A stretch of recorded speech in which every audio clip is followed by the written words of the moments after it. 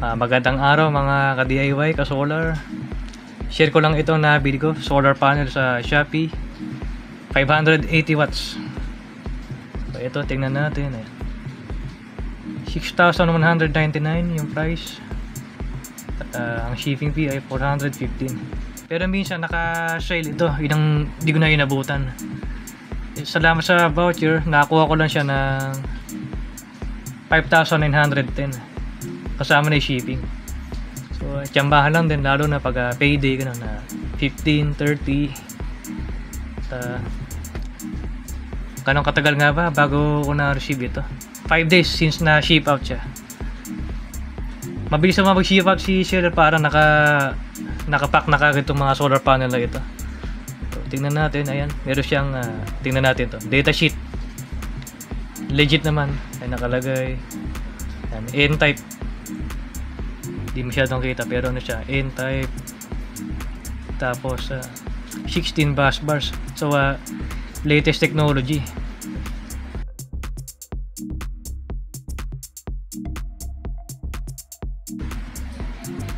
So ito, tingnan natin kung kasama siya sa listahan ng mga listahan ng legit na panel. Tier 1 o Tier 1. Ay nakikita niyo si A Solar, BYD, Canadian, yan. Canadian. Talagang solid na panel yung mga yan. Sanja Solar, Jinko, Longi, Rec, Ryzen. Ayun, si Sonova nasa baba. Ito, syempre si Trina. So ayan na nga, dumating yung truck. XDE nga pala yung nag-deliver. Kasi sila lang yung tumatanggap ng malalaking item sa Shopee. Delay ng konti dahil sa bagyong Karina. Ang mahalaga naman ay dumating ng maayos yung in-order.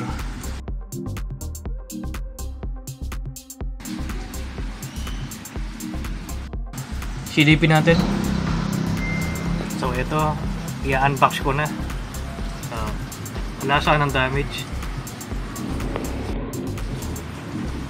Maayos yung pagkakapack niya. May bubble wrap sa labas, sa loob. Tapos may karton pa sa pagitan ng dalawang bubble wrap na yan. Kaya safe na safe si solar panel. Sana ko sana bumili solar panel sa Griwat, Tarlac. Mura doon, 4.5 lang yung 550 watts. Yung 600 watts naman 5,000 pesos. Kaya lang nag-alangan kami bumiyahe dahil nag-uulan. Yun yung bago sumalaki si bagyong Karina. Kaya sa Shopee na lang ako umorder para hihintayin na lang. Nung una medyo kinabahan ako umorder kasi sa dami ng reklamo sa XDE. Pero buti na lang, ala pang isang linggo simula na ship out. 5 days nasa akin na. Bilis-bilis na din. So ayan, dalawa lang kami ni Utol nagsampa ng solar panel. Medyo mataas yung bubong. Buti na lang naka-issue kami ng paraan. Ginamit namin yung hagdan na mahaba. Ginawa namin patulasan ng solar panel. Habang siya nasa taas, siya yung tagahila. Habang tinutulak ko naman sa baba. 27 kilos, kayang-kaya naman. Dalawang tao.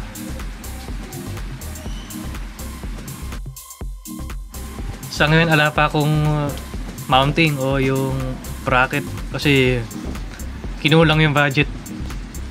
Pag-iipunan na lang muna. Kaya sa ngayon, patong ko na lang muna dyan sa kahoy. Wag lang lilipa rin ng bagyo. Hapon na kasi dumating yung solar panel, kaya hindi ko na rin masusubukan yung power niya. Sa susunod na video na lang, tingnan natin kayanin nga ba ng SRNE 40 amps yung 580 watts. Medyo naka-oversize tayo ng konti. Tingnan natin kung mag-error or kung mag-shutdown, ano man. Abangan nyo na lang mga idol. Salamat sa panonood.